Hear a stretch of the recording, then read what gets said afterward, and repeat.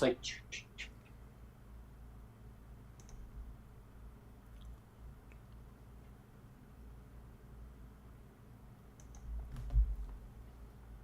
hello everyone, and welcome to Canadians with Disabilities and Their Allies. My name is Brent. I'm the host, and you can check out the show on Spotify or your favorite app where you find it available. And also, the show is also known as PWD Allies Podcast. Amazing that I actually have my voice somewhat back to normal today after a long hiatus over the weekend where I actually almost lost my voice and I almost sounded like Kermit the Frog there for a while. But I still got a little tickle there and suffering from allergies, and it just drained down there, and I strained my throat by talking super loud on Friday. And I wasn't sure if my voice would be almost back to normal. It's pretty well, I'd say about 99% back. So just left it with a little tickle. But hey, tickle it is. But today I'm actually tickled and thrilled to have John Loeppky. John Loeppky. Loeppky. Loeppky. Oh, Sorry, Loeppky. third Loeppky. option. Oh, we got door number 1, door number 2, door number 3. Loeppky. That's all right. Sorry. Well, thank you very much, John, for joining me today. And I'm going to direct the conversation right over to my editor producer, and he's going to take it from there. Thank you very much, John, for joining me. Yeah, well, what I was going to say is we can start the show and say we have 3 people with CP on the show. We have myself, we have Ellen, and we have John. So we are taking over. We are taking over your podcast, Brent. How do you feel about that? Oh, this is awesome because the more the merrier, and I tell you, we come in forces, and we just talk about the lived experience and the stories that come out of it all, and it's so important to get that narrative out there of saying like what people are going through, and diving right into it. Yeah. And on the positive side, yes. I was going to say, on the positive side, one air horn and we'd all be done for. So you'd still have your podcast back. That's right. Yeah. So I wanted to start and say that you're from Regina, Saskatchewan, and you are a journalist, a freelance journalist, and you've been on AMI with Dave Brown, and you've done articles for the CBC and Globe and Mail. And you've also got a theater group called Listen to This. So, nice. But the reason why it was actually Alan that suggested to have you on. So that's why Alan is actually on, because he was the one that was pushing to have you on. So we wanted to have Alan come on as a co-host, and we wanted to kind of start the conversation, maybe talking about this idea of disability culture. So. Sure. Maybe lead us down that path for a bit and talk about I'll leave you down that hopefully accessible rabbit hole. Okay. Yeah. So I'll give you a little bit of. It's not always, but sometimes. I'll give you a little bit of context for that wonderful bio. So yeah, I graduated from the University of Regina with both a BA and eventually an MFA.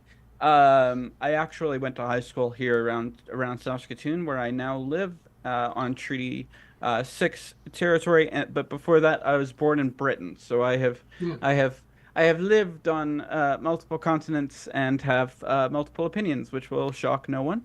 Prior to being a freelance journalist, I did work with Listen to This. I still work with them sometimes, but I just want to be clear, I'm not speaking for the organization, but I have been involved over the years. One journalist, 3 disclaimers. And so depending on where we want to go, the disability culture piece of it is, I have a series with CWC, an opinion series called Taking a Sitting Stand. And the idea is to take apart these sort of sometimes difficult to understand notions about disability. So I did one on the crip tax, so the extra costs related to disability. I've done one on some work around disability as a culture. I've done some around sort of just lots around unpacking the disabled experience. The other one that I was going to mention is one around cradle to grave care. So this idea that disabled folks deserve and are owed this care from cradle to grave, as opposed to what we get oftentimes. And I am talking to 3 folks with CP, where we get care from 0 to about 17, and then it sort of depends on where we're at in the disability hierarchy as to whether we get any kind of support, particularly from the medical system from there. So, understanding disability as a culture, and the piece I talk about, disability as being something you are a part of, as opposed to something that just happens to you. Yeah. That doesn't mean that I don't think disability is something that can be thrust upon you, in a lot of ways, and for a lot of folks it is. But for me, being born with it and coming to understand it as a culture has really helped to frame my life and my work. Well, one thing I wanted to talk about too, and Alan can touch on this as well. I have done a couple of radio interviews. It's been a while, but I did a couple of radio interviews with public radio. It was called Soapbox Radio, and they were it was for disability advocacy issues. And I was on with one of the radio hosts, and he was saying, like I was talking about this disability expo that is put on in Vancouver sometimes, and I was saying, it's kind of always the same crowd of people. There's not really a lot of new people a lot of the time. And he said, his response was, well, that's because disability is not something that you're normally proud of. Like that's what that and he was being like kind of the devil's advocate, right? He was taking the devil's advocate role. He says, well, maybe the reason for that is because with the disability, it's not something that you're particularly proud of. And so I wanted to get both your feedback on that, and as well as Ellen's, and see what you think about that comment. Sure. I think so. There's this term that is used sometimes, and I'm forgetting in my disability brain fog who came up with the term. It's the leader of NEIS Void, No End in Sight Void, and their community. But it's this idea of stableism. So this idea of like the assumptions that people with, relatively speaking, stable disabilities, as in symptoms might change a little bit, but are not quite as up and down as maybe some others. Yeah. Have a particular perception of disability as opposed to others. And I think that I've also written for mental health sites like Very Well Mind about the challenges of being proud of disability. I certainly wasn't always proud of disability. There was a period in my life where I was deeply ableist, particularly around those with intellectual and developmental disabilities. I have a sibling with an intellectual and developmental disability, so there was a lot of I'm not that when I was a kid. Yeah. And I think we bring those biases into our life. And for me, I mean, my Twitter bio says crippled and creative. I'm sort of, my politics are, the way I believe of myself as disabled is out there. But I didn't have that from, I was going to say the jump, but I can't jump very high, so we won't go there.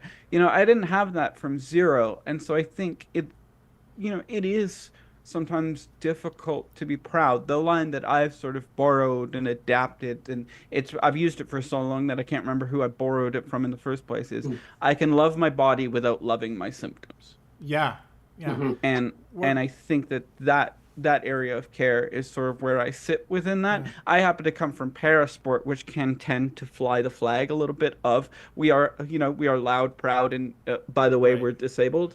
Right. But I recognize that particularly like if we're looking at folks with long COVID, I've done some reporting around COVID and long COVID and sort of the barriers to identifying with disability or feeling like you're part of, whatever the community means in quotes, can be really challenging because for a lot of people, it's not people who conceived of themselves as disabled. And then if you're surrounded by a bunch of voices of like, those with congenital disabilities or, the very sort of high, if we want to call it high profile, like I don't think I'm out of telling tales out of school to say that,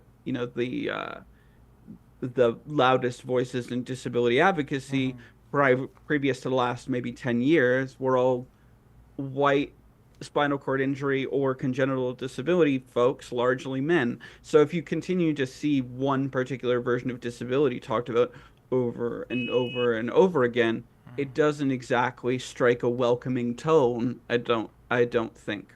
Yeah. Anyway, that's where I sit. Yeah. Well, I was gonna say that now I have the brain fog. But what I was gonna say is that when you have a disability, so much of having a disability, I think especially when you're younger, is you're trying so hard to prove yourself, right? That you're better than your disability, right? So my plan, by the way, when I moved to Canada was to become a hockey goalie. Okay. Oh, Not a sledge hockey goalie. Okay. That would have been but a somewhat legit sensible. hockey goalie. Yeah. No, I was going to go to the NHL. Yeah. Something irrational confidence was sort of the name of the game. Life is what happens when you're making other plans. Yeah. John Lennon said it, right? Yeah. And then nowadays I realize that I've had an anxiety disorder from very young in my life, and I'm like, oh, where's that irrational confidence? Can I borrow that for like 10 minutes? Yeah, because I wrote a book. It's called Daddy Bent Legs, and I've mentioned it a few times on the podcast. But like a big part of my narrative in the book is talking about how much in my early upbringing I was trying to avoid my disability, like because I didn't want to have the disability label. I just wanted to prove that I was better than that, right? And I just wanted to get Alan's take on the whole thing. Like, what do you say, Alan? Well, I think I have a lot in common with John in that my parents were both English professors who came from England in 1967, started in Canada as teachers in a high school. Years later, they became professors in a college, and I came into the world, and I'm like, I spent more time out of Canada from 1972 to 1980 than I did in Canada because my dad's side of the family lived in Wales. My mom's mom, who I was closest to, was in Birmingham. So if we weren't in Great Britain, we were traveling through Europe. In fact, in 1977, we spent a year traveling in a French station wagon through Europe. It wasn't a Citroen, so it wasn't as cool as I was hoping, but there you go. But I think I came back, and the way my upbringing was I was like, how more can I deflect my disability? Like I became I got trained in jiu-jitsu, and I ended up on the wrestling team in high school, which kept me from getting stuck in lockers and bullied, because there was a golden rule: you didn't mess with the athletes in the high school, like you just didn't, right? Like, and because I was a bit of a rocker and I wore jeans and my hair was long and I wore Doc Martens, you also didn't mess with the metalheads. So I was protected in kind of a bubble between the stoners, the athletes, and the headbangers. So even though I wasn't that popular as a teenager at home, my dad said it's that damn drum kit or it's the damn motorcycle. I don't know which is worse. Yeah. But Yeah. so it wasn't really till I was probably in my 20s that any connection to the disability community was so distant for me. I ended up in an independent living program, but I also got a job there, so I was paid what the regular student staff was paid, which is not the dollar an hour that the clients got paid for their for working in a laundromat or whatever. Mm. I was making 12 an hour, and often I was in the supervised situation. And then again, I was also during my 20s running my landscaping company, so I don't think it was until after my 30s that I really became an advocate in any form. And I grew up in a family where you didn't get picked on if you did your best, but you got called out if you didn't. If you were slacking, you were called out for it. You know, like we know you're capable of shoveling the snow, so if the driveway's not shoveled in the winter, we know who to come to. Right. The grass is not cut. My You're not parents going- my parents used to make my sister and I do the weeds. We had a whole huge it was the whole property, huge thing of ivy in the front of our house in Burnaby, and we had to weed it all the time, me and my sister.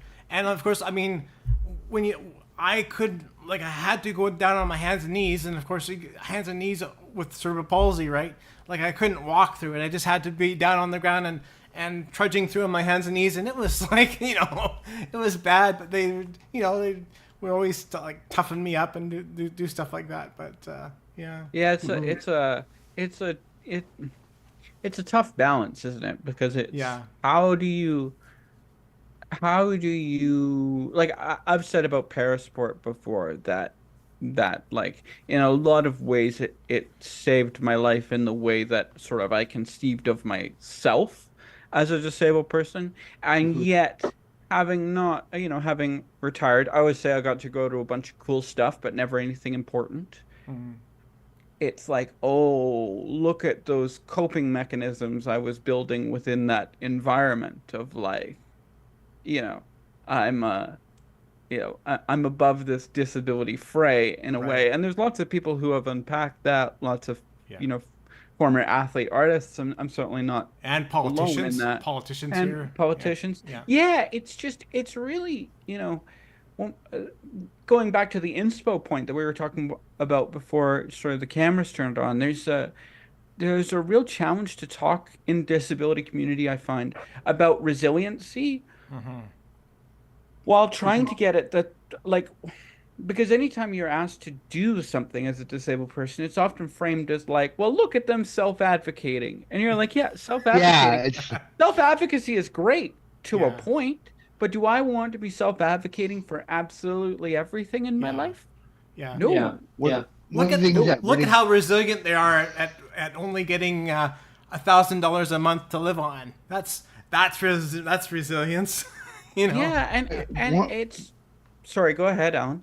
Yeah, no, I was just saying one of the things that really peeved me and that probably even pushed me further away from getting involved with the disability thing. I mean, we're talking pre-Facebook and TikTok and all that, was the fact that you get these ableist people that thought, oh, he's a great photographer, but what they start out with is, hey, he says that he's a photographer, but he's disabled, and blah, blah, and they would bring the disability to the forefront before anybody got to know me. Yeah. Right. So I'm like, just because I'm not a disabled person with a camera. I'm a person with a camera that has a disability, and I found this so common weed through with people that didn't have disabilities. I didn't hold them to account because I knew that it was just ignorant based. There was no malevolence to it, but it cut every time because I would I was involved with an artist. That was one of the reasons I moved to Kingston from Niagara was was to be part of her art studio, um, and but I started realizing that even though she has a disability and disorders and stuff, and I was trying to be accommodating to that. Um, every time she did a live, she would be like, "This is Alan. He's my friend. He's he's disabled, but he's a really good photographer." So this whole ableist. I'm like, do we have to? Yeah. Now I And definitely don't want to be on your webcam. Yeah. it's such a conflict, isn't it? Because like, you know, one common split, and I've reported on this before, is that a lot of para athletes will use person first disability, first language, right? And a lot of activists, sort of capital A activists, will use identity first.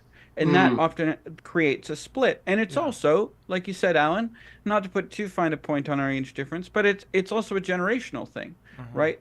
And I think that, you know, whenever I interview somebody, for example, when the topic is disability, I ask if they prefer identity first, person first, and then I usually say, or some secret third thing. Yeah. Right? Yeah. And I think that it's just, you know, how we choose to engage with our own disability has more nuance than identity first or person first. It just happens to be a tiny little bow. I think that my experience, you know, if you cut to me being an ableist little kid, I would have probably been totally in the person first camp when people were talking to me. Now, if I have a choice, I'm identity first. But oftentimes this history gets lost, right? Like people get mad about the use of person first language in certain circles without realizing that person first language came out of independent living circles around intellectual and developmental disabilities. Yeah. And that will become forgotten, and then people will be like, and then you have to point out that, like, okay, if you're super mad about this, did you go and talk to anybody in those circles? Like, yeah. I've always had a big problem with the definitions and labels. Actually, that's always been, and that goes for everything. Like, for example, like I'm actually pissed off that our Canadian anthem is now like it got rid of "Thy Sons" command. You know, and I mean it kind of pisses me off. And one of the things too is you know. This whole like what was the thing that Rick Hansen said? It was a physically challenged. Remember, he came up with the term physically challenged, and it was like, you know, that with that you're kind of trying too hard. Like, why can't you just say I'm disabled? And if you say you're physically challenged, it's almost like well, anybody can be physically challenged. Like you could be like have a couple beer on the couch and not want to get off the couch because you're inebriated, and then you're physically challenged, right? Edible muffin. And so it doesn't. If you say you're physically challenged, it doesn't really address what it actually is. Far better to say, you know what, I have a physical disability, and that's the truth of it, right? And like, right. not try to put all these like little pretty language things on it. I think the difference is. I think the difference for me, and we won't go into the Canadian national anthem. I think it's good that it's gender neutral. Maybe we can talk about that after the video. But the one that I think that the principal difference for me, and I'm taking off my journalist hat when I say this, is how I refer to myself is not how I prescribe others to talk about other people, right? So if I use identity first language for myself, that doesn't mean that I think identity first language is the only way to go. Yeah, I agree with that. And I think that's the hole. I think that's the hole that we fall down in as a community. I also think that when we talk about the term disability community, you'll see it in my writing because it means something, but I think it is meaning less and less in the sense that my disability community in Saskatchewan is going to be radically different from, you know, Burnaby or Niagara or wherever, right? And, you know, my sort of, if you took a poll of my 1,200 Facebook friends, Lord help me, those that are disabled would often fit a similar profile, right? They're probably going to be former athletes. Parasport in Canada is very white and is working towards more diversity than that. There's a number of areas. So the circles that we run in can be sort of radically insulating when it comes to language. And I love pointing to people to things like, and yes, this is a bit of an academic source, but it's not written academically. The University of Minnesota's Critical Disabilities Studies Collective has a great webpage that lays out a lot of these terms, including the really, really academic ones, in some great language. So, words are always evolving, and I always say about the disability community that often for a community that is uncomfortable with labels, we sure love coming up with them. And that's not like a negative critique. Yeah. It's a reality. We want to put a name to things. Yeah. And then sometimes we think that there's only one term, or people aren't using. Sometimes I'll hear from academics and they'll say, we don't use person first language anymore. And I will, I think to myself sometimes, no, your group doesn't. Like the people that you hang around with doesn't. It doesn't mean that the broader people outside of your sort of proverbial front door don't. Yeah. Mm-hmm. Like I know, for instance, like lately I had to go and change or update some stuff on a medical card in British Columbia. And of course, right away, the representative on the other end of the phone line said, Brent, how did you want to keep everything the same as your identity, or did you want to update it as he, him? And I'm like, what? I'm like, I'm just me. And you notice how there's like he, him, and she, her, and all this stuff. And I said, I'm just me. I don't change nothing. I'm just who I am. Yeah, I think, but and this isn't me arguing with you, Brent. I didn't come on this podcast to argue, I promise. And I'm not all that argumentative, though maybe some of my friends would disagree. I think when things like that don't affect us, and I think I'm connecting this to disability, not necessarily that particular experience for you. Like that doesn't mean anything to, maybe it doesn't mean anything to you. It would mean not very much to me either. But for like a trans person, it would mean a heck of a lot for that question to be asked, right? Same as if you use identity first or person first. If somebody asks you, right? I have crippled and creative in my bio. I've let go of the idea that it matters to me what people refer to me as. But to somebody, who just got in a car accident 3 weeks ago and is trying to have their first interaction with, hey, how do I want to? Yeah, I think. How do I want to frame this to myself? Then that question would be really important. Yeah, acquired is way different. Yeah, no, I agree. I agree with you on that. And I hadn't really stumbled across that scenario before, and so I didn't know how to really answer it. And so when the person explained exactly what you just mentioned to me, John, and I said, oh, you know what? I said, I never even thought of that, and I'm learning. I said, as I go on with advocacy, of really listening to people's viewpoints and understanding that it's okay to be who you are. It's okay to talk about your disability and like I'll just give you a quick little summary. Like for myself, like when I as I grew up as a little child, I used to walk in the walls. I would see double vision, and I had an eye surgery, and it left me with my condition. For me, on a scale of 1 out of 10, mine's at a 5. So it's not going to get worse. It's not going to get better. It's just going to stay stable, which I'm fortunate because if I didn't have it, it would have stayed around probably around a 2, like 1 or 2. And I was scared. Like I still remember this vaguely, and I was scared because I go, well, how did I open up my door? I kept seeing 2 doors and this and that, and I had to learn how to balance myself, how to walk properly, because my balance is right off. And the doctors thought maybe I had cerebral palsy because I had all the indications of this, but it was because my for my peripheral vision, everything was off whack. And that's just who I am. And then as I grew older, I realized I'm just me, and I accept my disability.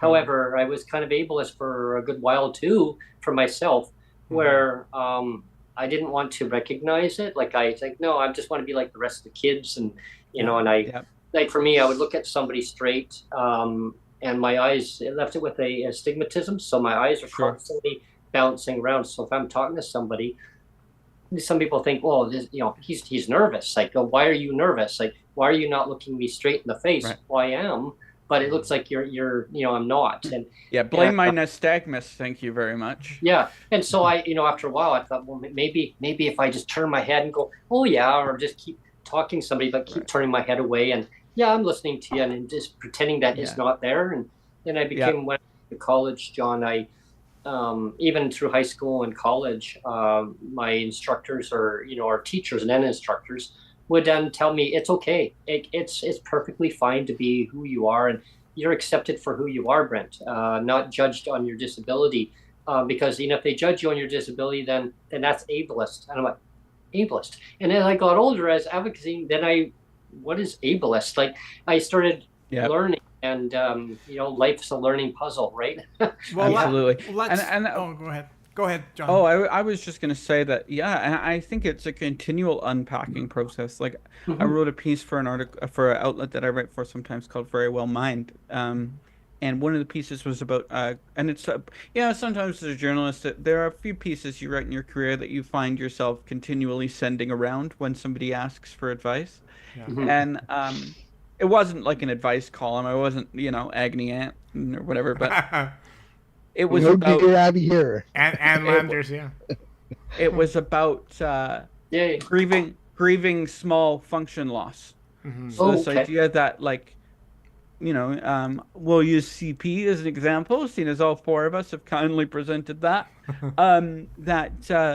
CP isn't conventionally known as progressive in the sense that, say, something like some forms of muscular dystrophy are. We're not talking about, like, our brain damage isn't going to descend, or whatever.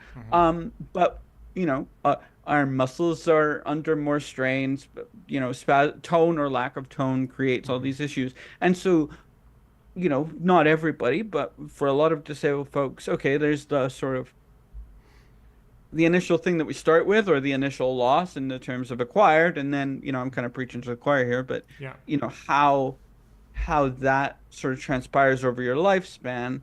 And oftentimes, like, for me, I can be the loudest out and proud whatever person sometimes, and sometimes that small, like, I used to be able to walk that far 3 years ago, and I can't anymore. Yeah, me too. Do I shove that in a little box inside of myself, or do I go to therapy? Do I decide to unpack that? And I think, disability community is, not that we haven't had space for this before, but I think, broadly speaking, is starting to understand that actually unpacking ableism is a lifelong endeavor, because even if we're not, I mentioned the amount that intellectually and developmentally disabled people historically have been shoved to the side within disability activism. And, that is a form of internalized and parallel ableism. So I think it's just continually, It's interesting with ableism, and I guess maybe because I'm outspoken and my parents always said I had kind of a mouth on me. Maybe it was the Monty Python upbringing. I don't know. But Ministry of Silly Walks. I would get very sassy when I would go into like a training meeting, and it would be like someone from ODSP or ACE or whatever we want to PWD, and they would be meeting with an employer or someone that was doing the training, and it was like this whole ableist thing about like, hi, I am actually in the room. Like we are not the wallpaper. But it was interesting because I was having a conversation with mom over Zoom, I think we were using, and we were talking about the upbringing and stuff, and I said, it's funny, I never really saw my disability when I was a kid. And she said, yeah, I know that. I said, it's really weird because my teachers would say, well, he works really hard, but he's not a very emotional person. He's very kind of quiet, and if you tell him something, he seems kind of cold. And this would, I always just shrugged it off. But in last June, I did I did an assessment for DSO, which is Disability Service Ontario, Mm-hmm. so that I could get access to the passport funding, and there was a chance of me getting into a assisted living type co-op situation. So my mom was really, because she, and I get it, she's 80, and she's close to, am I going to be around to see when he's 70? Probably not. And I'm what, 52 now. Um, so we did this whole assessment, and it took 6 weeks for the psychiatrist, and it was done at a place called Bethesda. So it was workers and the psych. So it was a legit assessment, and one of the things they came up with is that I was on the autism spectrum, and it was like I never thought about it, but it explains so much. It really does. Like Yeah. I look back at all the nuances thing of how I interacted with professors in the college, and how I kind of dealt with people that were snobby and shallow, or Sure. how I approach learning, and people would be like, "Oh, well, he's not applying himself." Well, I am applying myself. It's just that my reaction to your information is different from the person next to me. Yeah. Yeah. So it's really interesting. I think the sort of falls under that ableist understanding of the nuance of disabilities. Well, one thing I wanted to touch on is, and I wanted to get everybody's feedback on this one, is Sure. you know how the comedians always say, if you're a really big comedian, they always say that they always feel they have to be on all the time. They have to be on and funny all the time.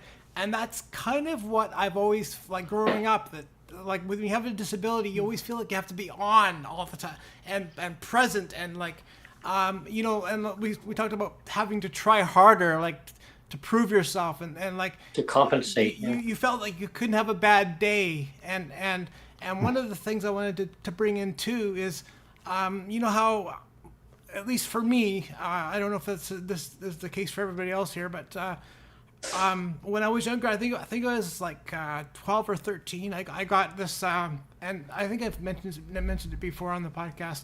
I got this calendar, a daily calendar. It was called the curmudgeon calendar, and one of the quotes on this curmudgeon calendar was from Charlotte Whitton. And if anybody knows who Charlotte Whitton was, she's credited as being one of the early feminists for Canada. Right. I believe she was in Winnipeg. She was a Winnipeg, one of the first mayors there, or one of the first woman mayors, I should say. And so she was credited as being like an early feminist for Canada. And one of her quotes is,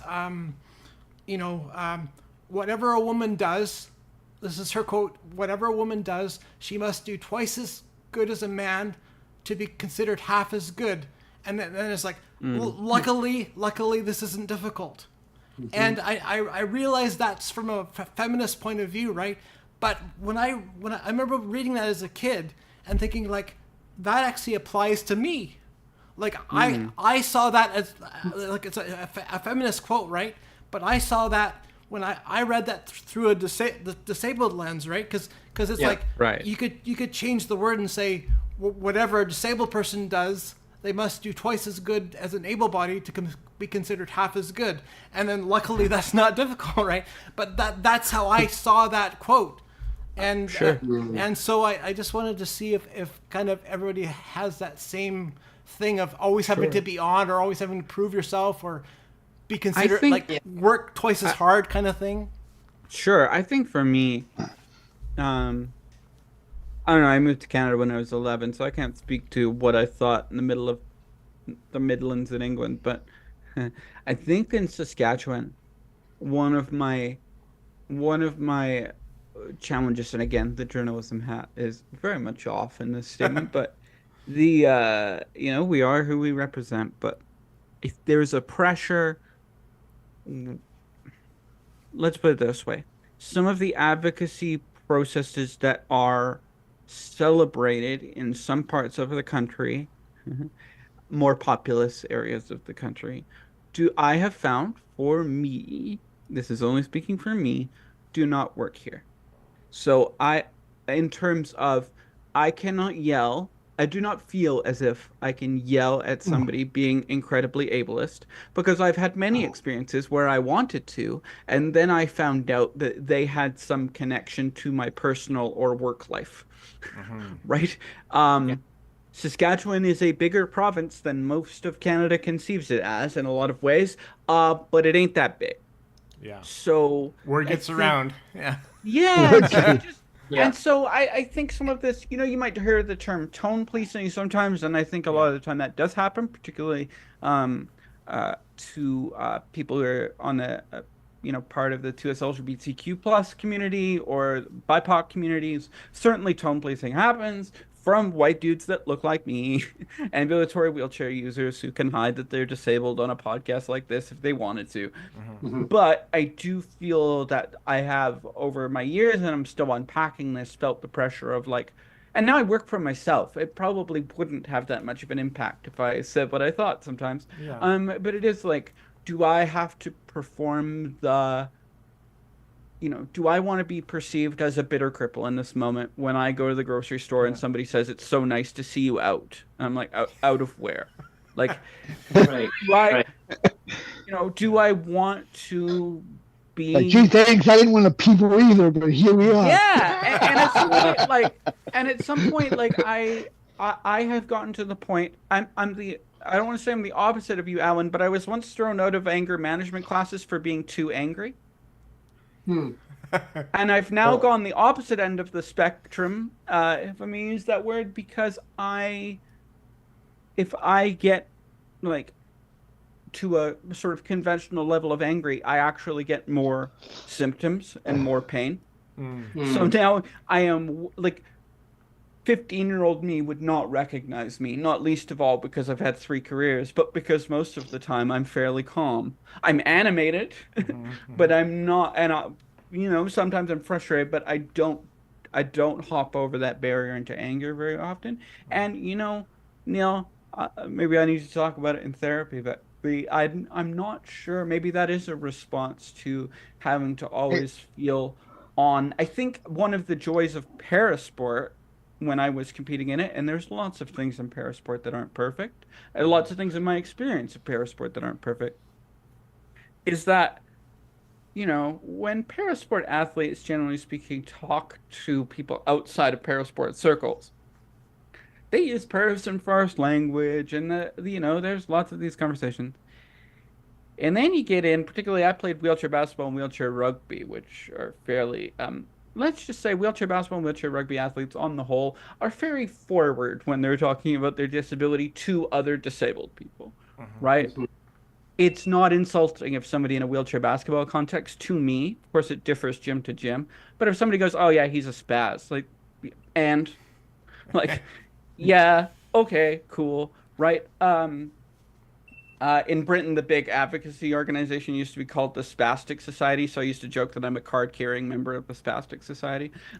This is where my humor was sort of born, in a way. Yeah. And so that doesn't mean that it makes it into my work 99% of the time, but it does mean that, that gave me a cocoon in a way, I think, to figure out how I was in a disabled world. And that, like I said, I quit playing parasport and had to unpack a lot of those lessons. Some of them weren't useful, but a lot of the independency stuff and the, when can you say what you want to say versus when can't you, was born there. But my high school years were not that. There's a lot of me saying what I thought and sort of paying the price for it, quite frankly. But it's interesting though, because I would never actually consider myself, I haven't really actually been an advocate for that long.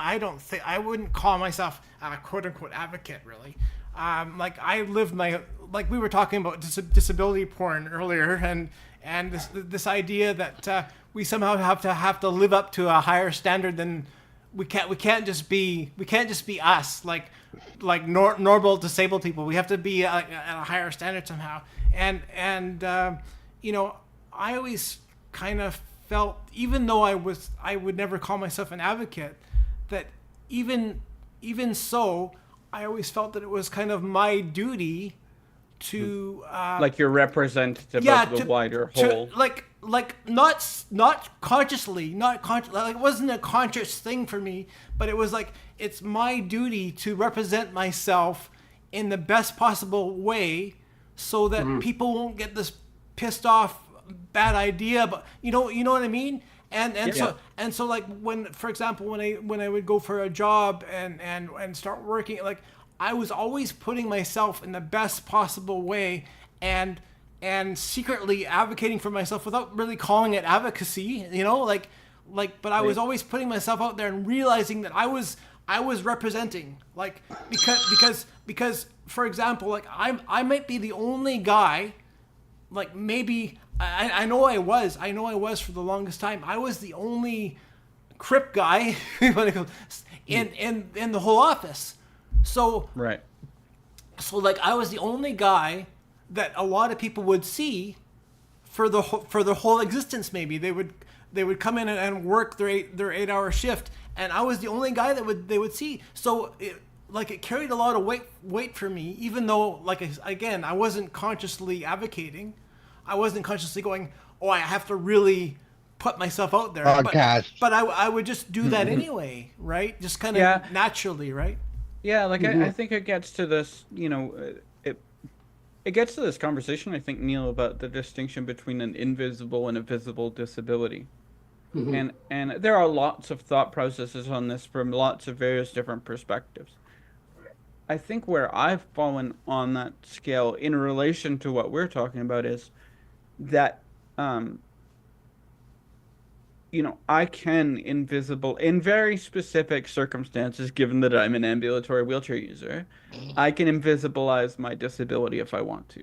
Right. Now, I'm on a podcast, and my name is Googleable, but, you know, there is a version of, like, if I introduce myself to a new editor as a journalist, I can choose not to put disabled anywhere in the copy. I don't. In fact, oftentimes I put it in the subject line. But same as, you know, I can sit on a Zoom call and I can, you know, I unless the loud noise goes off, my CP is not particularly obvious.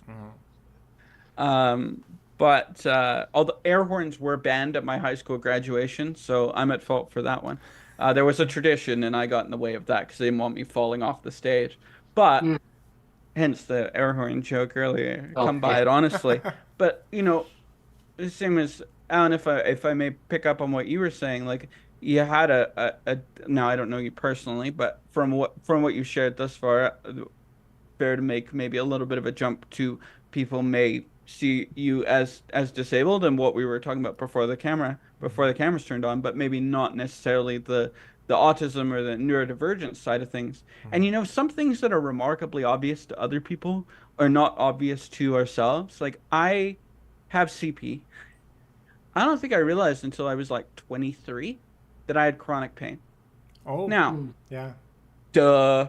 Yeah. Like, remarkably obvious now, right? Yeah. I didn't really understand until I was 27 or 28, and an autistic friend, well, I was talking with an autistic friend as it happened, and I was talking about, you know, I feel neurodivergent, but I you know, in terms of, I have an anxiety and panic disorder and I have the CP, but, like, how do I fit into the word neurodivergence comfortably without feeling like I'm taking space from others that label is meant for?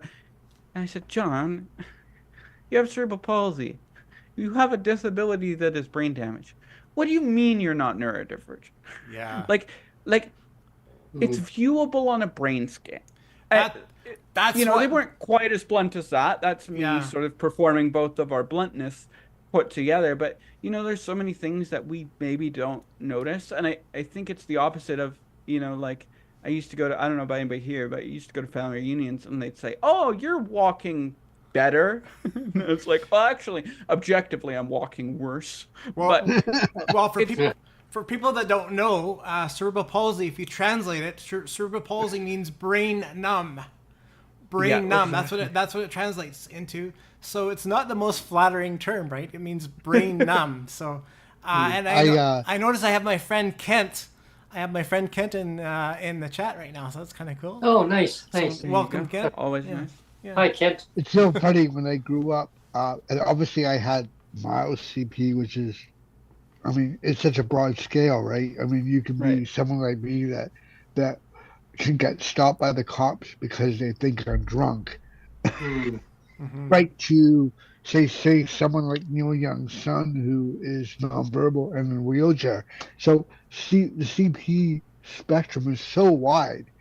I mean, but I mean, like, I'm so stubborn because I mean, like, when I was a teenager, I was riding 100cc motor dirt bikes. I mean, I was jumping ponds and swimming pools, and then when I moved to Toronto, I'm like hiking. I was doing everything that the doctors and my parents said, "Oh, I don't think you should do that." I was, I was jumping around. I knew somebody who was playing stand-up hockey, and he only quit when stopping became mandatory, right? You know, it's all of these things. My physios in Britain probably hated me, but my goal was to play soccer. So I had to go to, you know, they wanted me to go to like the health and safety at the school because they were worried about me tripping people in my walker. I had to go to a soccer camp. I won most improved. Like in a lot of ways, you were talking about comedy routines earlier, Neil. Yeah. I think a lot of disability experiences, you know, there's two ways to read that, right? And some days you choose to read the version of your life that does read a little bit tragic. I don't know the three of you all that well, but I get the sense that we've all told a story from our life that I see the comedy funny. I see the comedy more than I see it. We tell a story that we find funny. Yeah. And you get the look across the table, and you're like, oh, that person, disabled or not, is not coming from the same wavelength, right? I always say that people with a disability wear two kinds of armor. One is anger and bitterness, and the other is humor. And I got way too much stuff from Monty Python to work off. So I guess humor is my armor. Yeah, and I think what's interesting is like for a lot of the people that I grew up with or are friends now, it's not that if I may borrow your beautiful metaphor, Alan, it's not that the bitter disabledness doesn't exist for that person. It's that we're very selective as to when we let it out. Yeah. Like if you got an average group of disabled people who are on disability support programs in this country, and you left them to their own devices in a Zoom room, they would not come out as an optimistic bunch. Yeah. No. Yeah. But you throw a couple of facilitators of these programs, and they might sound a little bit more, you know, whatever. It's the armor that we put on to feel like we can be presentable a lot of the times. And, you know, you were mentioning, Neil, about, you know, your comfort level with the idea of being an advocate or an activist. And I must admit that when I was younger, I was a lot more comfortable with the label. And then journalists by nature have a somewhat uncomfortable, a lot of the time, uncomfortable connection with the word activist because an active advocate because it denotes an idea of bias, perceived or real. Yeah. You can't be objective when you're doing the project. For me, the way that I frame that is that I try to frame my work as a journalist within a scope or a school of thought in journalism called solutions journalism. So the idea being that what you're writing has an end goal or can lead to better things or lead to other things. So oftentimes that other thing is more reporting in this area. That's certainly how I think about my parasport reporting, for example. In health reporting, the solutions often is a lot of these health outlets, they want to get information about these things that is digestible out to the masses. And that's how my relationship to the term has changed.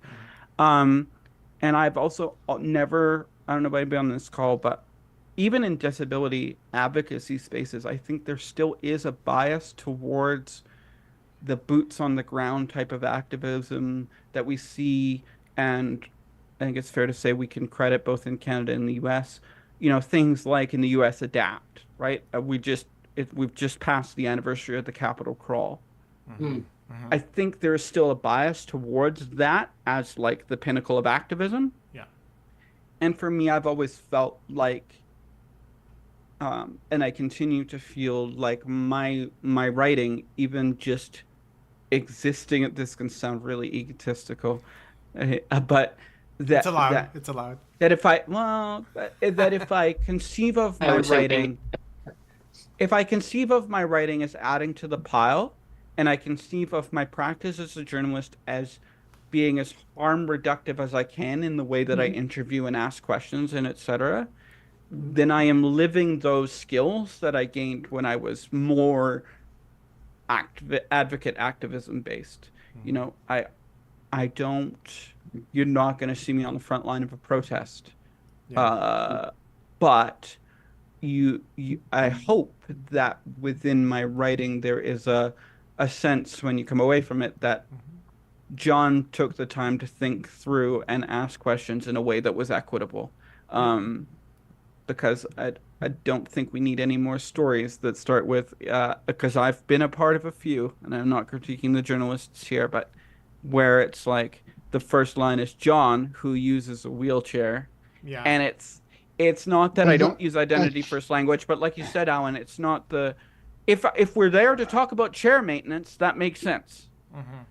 Yeah, but if we're there to talk about photography, if we're there to talk about my theater degree, that can wait till paragraph 2, I think. Yeah. But it's good that you can use your pen or your typewriter or whatever I say as your sword, right? My G Suite, my Google Docs. You can use that as your sword and take up your sword and shield and I find with the with the advocacy with the podcast, I've learned a lot over time, John, and I'm still learning.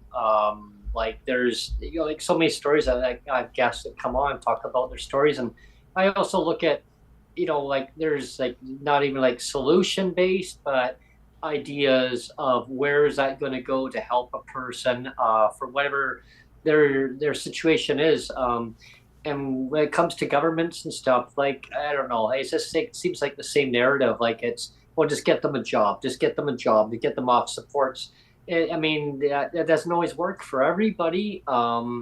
Each individual person is different on how that may affect them or what. Just recently, I was at a rally in Victoria, downtown Victoria, at our legislature on the weekend.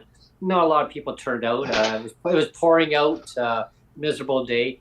But shocking! It was raining and breezy. Yeah, it is. Yes, exactly. And it. If you don't like the weather, wait 15 minutes. Exactly. But it brought the awareness. It was, Jeff had recorded it live. We're gonna do more during the weekdays. Here and there, when the media is going to be available. What was the protest around, if I may ask? It was all around disability supports, bringing people up to no less than the poverty level. Not everybody has access to. I'll just kind of summarize it. Sure. Not everyone has access to subsidized housing. Many disabled people pay market rent. And in my view on the rally, and Jeff stands with it too, and is getting people to that level of income security, and when they need disability supports, I mean, their disability supports are above that level, but we get to that point where it's now tied to inflation, but now the opportunity of raising it up. But the government has the agenda. They've just introduced a Bill 7 in our legislature, which indicates that disabled people, there's no requirement for them to be job searching. It was always in their legislation, though, but they just never enforced it in. They're going after people on income assistance levels. However, they want to work with those individuals, not people with disabilities. Right. So now they're relaxing that. However, at the same time, they just don't have the people with disability don't have the supports to pay high market rent. Solution based, I think getting people up to a level, and so they have their needs met, to have the kind of housing that they want. I came up with a solution based idea where I want to see the rates tied to the individual in market housing, so that if they want to, they'll have the same rather than idea as people in family unit, right? Rather than family yeah, unit. yeah. I mean, based on the individual rather than the household income, so that it's based on autonomy, so that that person can make decisions based on their needs. So if they are living with, oh, I don't know, if they're living with some roommates and all of a sudden things go sideways, it's not based on the household, where now that person can walk away. They can now have their income. It's not, and they're not penalized. But the problem with the subsidized housing programs, John, is that two people in a subsidized housing unit is now classified as one income. And so it can put people into a bad situation. Not saying that it will. I mean, and I want people that are listening to this podcast now, I'm not saying that every situation is a bad situation. No. But I think that the person should have their own ability. They can go sideways. Yeah, they have their own ability to make their own decisions based on their own needs, rather than what the government needs are. And I'm hammering that home all the time, because nobody should have to sacrifice certain things, and not be able to make decisions for themselves and live where they want. So like, yeah, I mean, like I say, I've learned a lot with advocacy. I never used to be an advocate at one time. I saw so many holes in the system that I thought, okay, well, what can I do is bring awareness to the problems. And I don't have all the solutions. And I know I was criticized for a while there. Well, no, you're just putting all these other ones on a pedestal and you have all the ideas. No, I don't have all the ideas. I learned from people. I'm fine saying I know nothing. I'm fine saying that. Yeah. I've often said within, especially the disability arts work that I've done and sometimes continue to do, is that I continue to be uncomfortable with the term expert. Yes. And I don't know if that's because of the anxiety and panic disorder, and I've just sort of extended it to, I can't sometimes be trusted with my own sort of memory of an experience, let alone being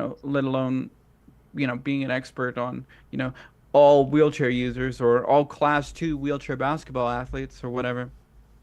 But I think what you're speaking to, Brent, too, and I've done some reporting for Briar Patch and the SAS Dispatch, which are 2 local leftist publications, expressly leftist publications. I say that because, putting things on a spectrum can be challenging in the media market, but I think it's fair to say that's where those 2 lie. About barriers for benefits. It was around SAID, Saskatchewan Assured Income for Disability, and CERB payments and barriers and things like that.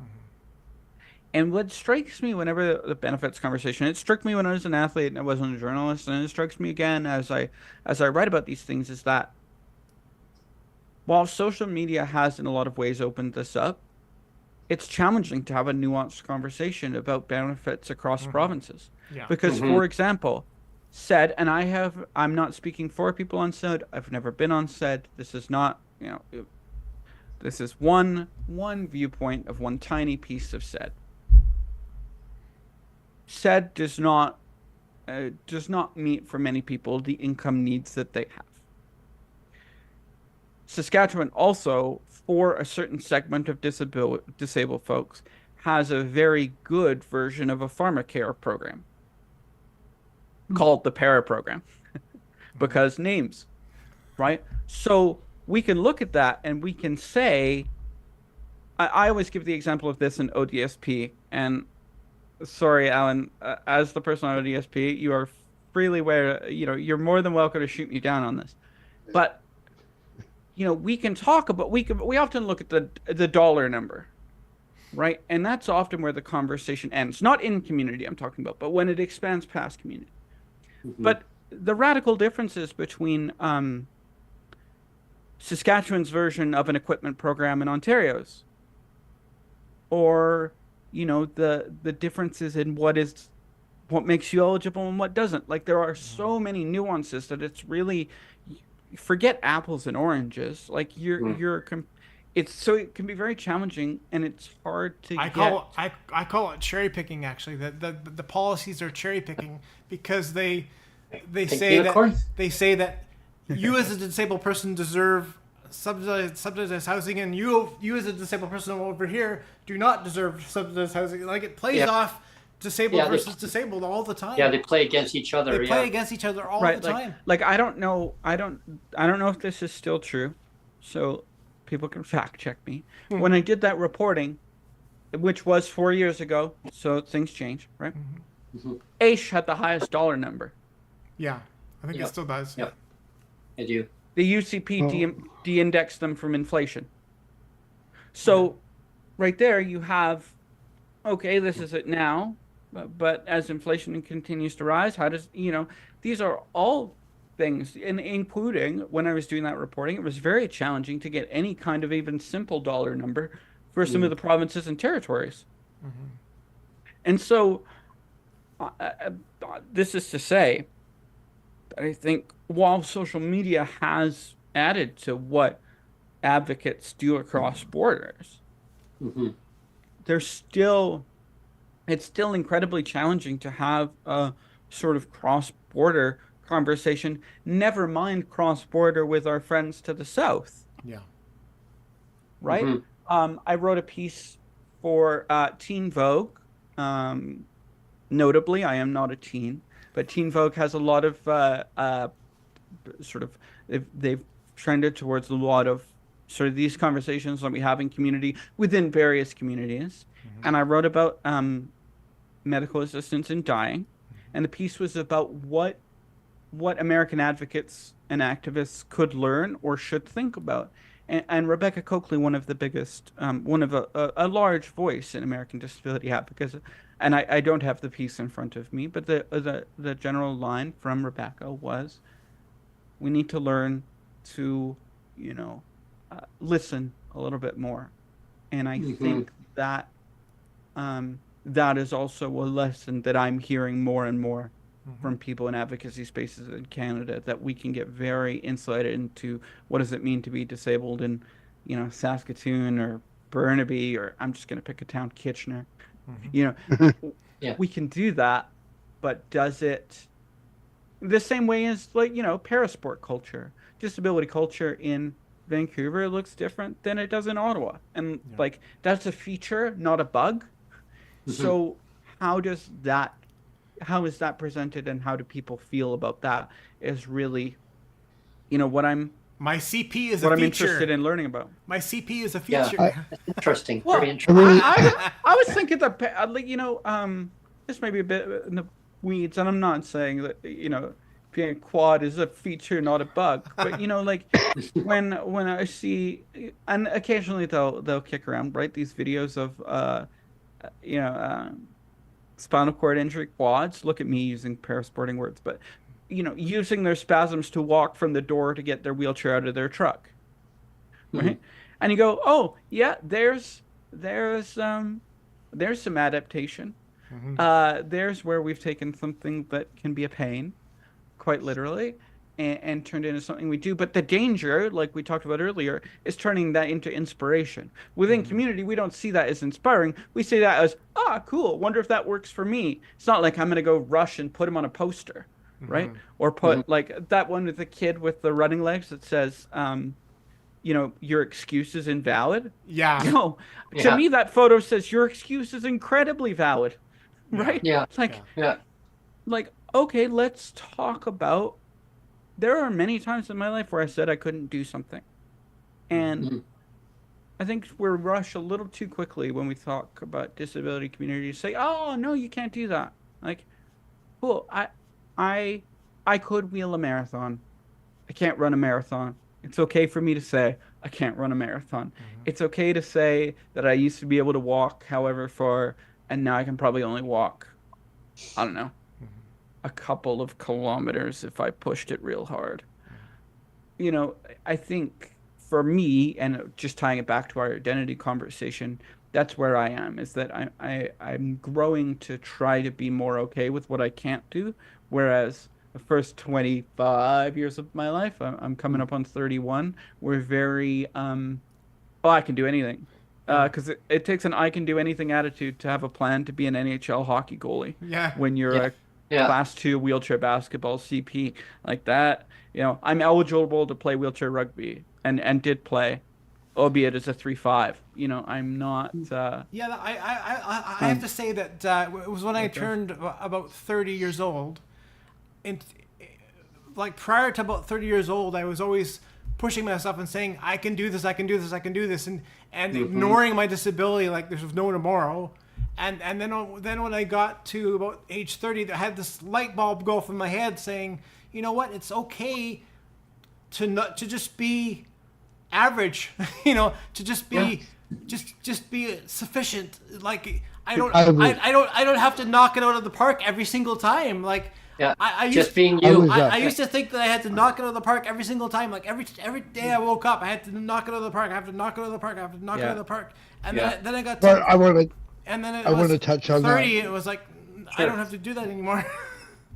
Yeah, I want to touch on that, Brent, because like just because I've been an athlete and especially as a photographer, for years, even when I was in Toronto, or even when I was in Niagara and I would go to Toronto or something when I was using a film camera, I had this stubborn drive that I would walk like 5 miles each way and that would be it. And I would do it over and over, no matter what direction I'd go. And it's like, I don't need a bus. I don't need a transit. I'm going to walk from downtown Yonge Street all the way to Kensington Market, which is a good hour and a half hike.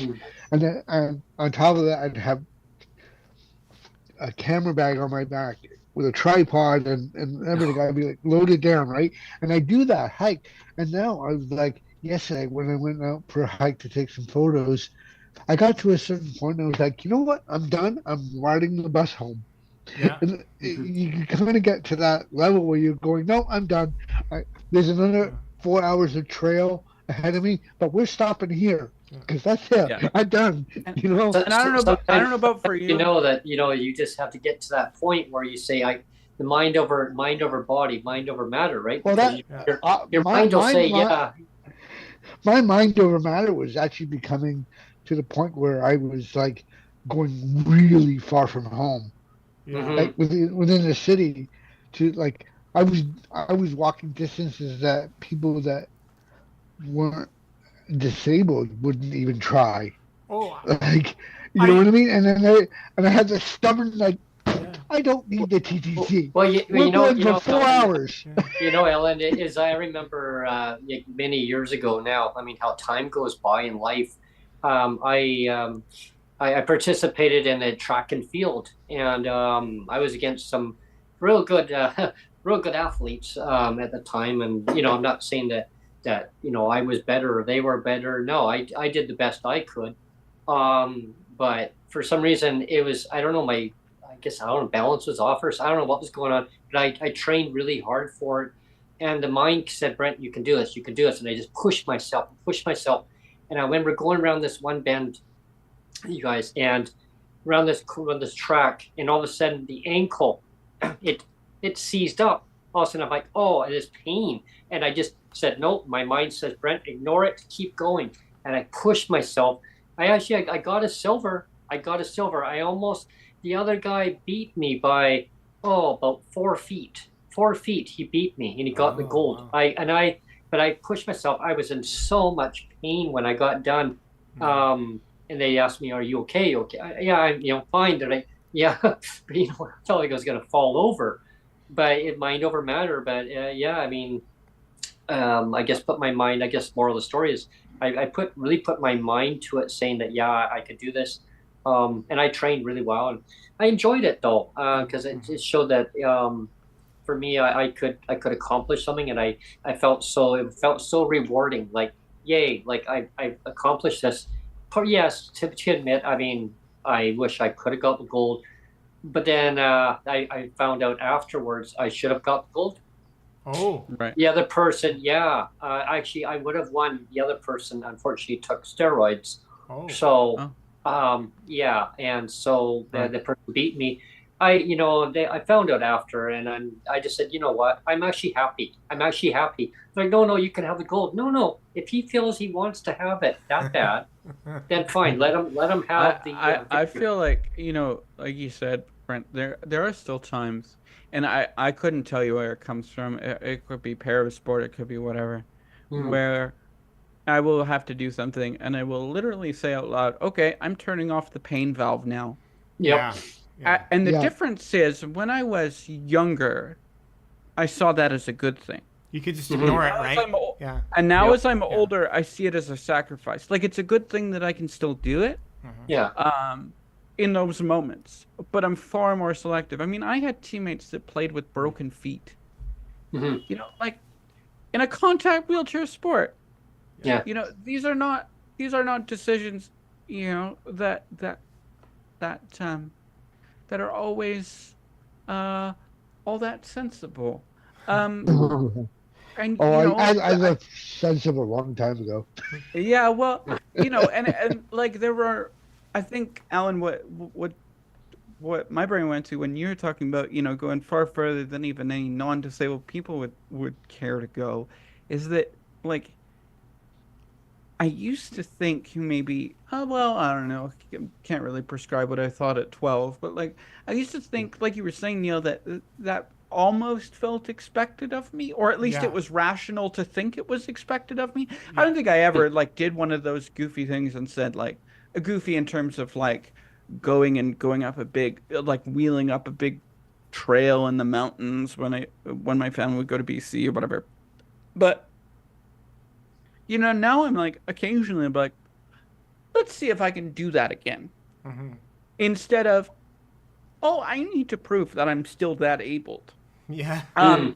Like, many years ago, I participated in a fundraiser, and years ago, it's actually for one of the outlets that I wrote for. Their fundraiser was a swimathon. I Now, did when I that. was a Yeah. kid, Now, when I was a kid in Britain, I was told by the para swimming coach where I grew up that I would be a better swimmer if I didn't have legs. Oh. Like, that's how Oh. that's how not great of a swimmer. Yeah. They're like, forget your legs exist. And I was like, well, spasms are a thing. That's a slight problem. I managed to get a medal in my one ever swim meet, because we were swimming in a pool that was far too cold, and it was all the other competitors had CP. Mm. And so it was too cold for most of them. And I managed to just have enough function, along with me and two amputees, to be able to finish the silly thing. So I went and did a swimathon, and before I got into the swimming pool, I said to the person who was there as I was about to call him the umpire, the lifeguard. I said, just so you know, I'm gonna look like I'm drowning. I'm not drowning. Mhm.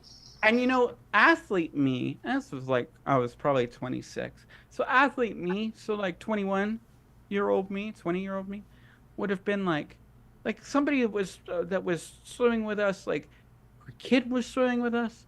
Like 20-year-old me would have been mad, even though the kid was able-bodied, that our kid beat the living daylights out of how many laps I did. And I was just happy that the lifeguard didn't jump in thinking I was drowning, Yeah. right? Yeah. Like for me, it's how can we change our relationship to, like, disability happiness Yeah. Yes. Yeah. and it doesn't mean we have to be happy all the time. We No. can be better all the time. I totally understand. Like, when the people that I used to think were old, bitter crips when I was like 15, trust me, at 31, I understand why. Yeah. Yeah. Right? Yeah. Because they, whatever. I understand now that for many of them, they go out through things that I, maybe couldn't even imagine now. Yeah. So What I was gonna say is that we've actually Alright. I've been looking closely at the time, and we have actually blown past the time. This has been a great wow. conversation. like So I didn't want to stop it, but we should be wrapping up now, Brent. Yeah, this has been a fabulous episode. It's been a great pleasure, John, for having you on. I'd You love could do to a part two, have you, maybe. Part have two, you yeah. back on soon. Yeah. what You did should you do a say the part two, last maybe. part, Brent? Oh, I'd love to extend the offer to have you come back on in the very near future here. Yeah, it was Fair fun. enough. Yeah. Yeah, Happy to speak with you. Yeah. And Yeah, happy to speak most- with you once the mics are off. yeah, most definitely. And It's so many great stories of what we've gone through so far in life, right? And just to recap different scenarios. And one thing that always stood out to me was when I was just I was what, 12 or 13. One of my neighbors had said, how come you're wearing glasses? How come you can't be like us?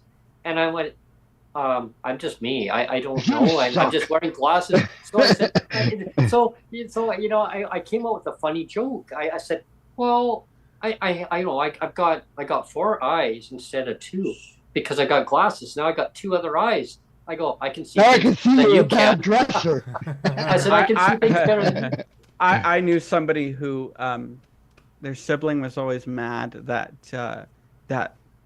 because younger sibling was mad that the older sibling got to do things, and the older sibling had CP and the younger sibling didn't. And the joke was that the one of the parents used to joke that it was that every parent got a manual for their kid, and because the kid was CP was premature, that didn't finish the manual yet.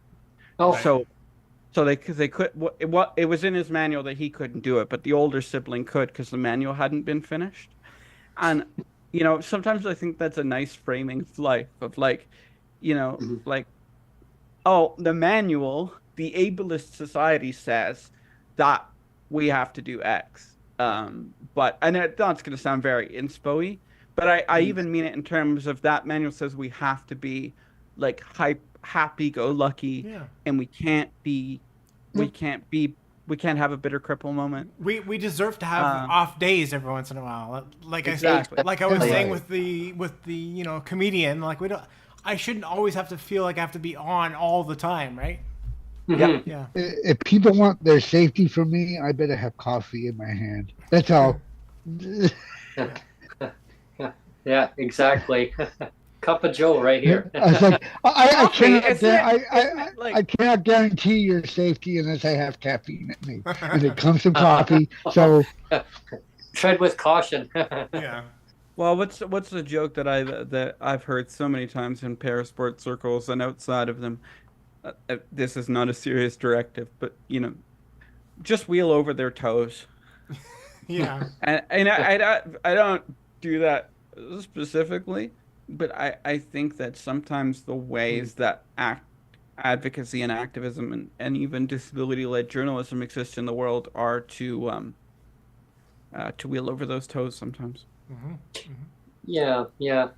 Well, I mean, that's a good way of actually putting it. Sometimes it's maybe like kind of showing the issues of like telling society like it's okay, like wake up and realize that people are just who they are. And they just live their life and just recognize the person for who they are, not as well. They have to be like superior, like look at me, like I have a gold medal, or I mean, don't or a silver.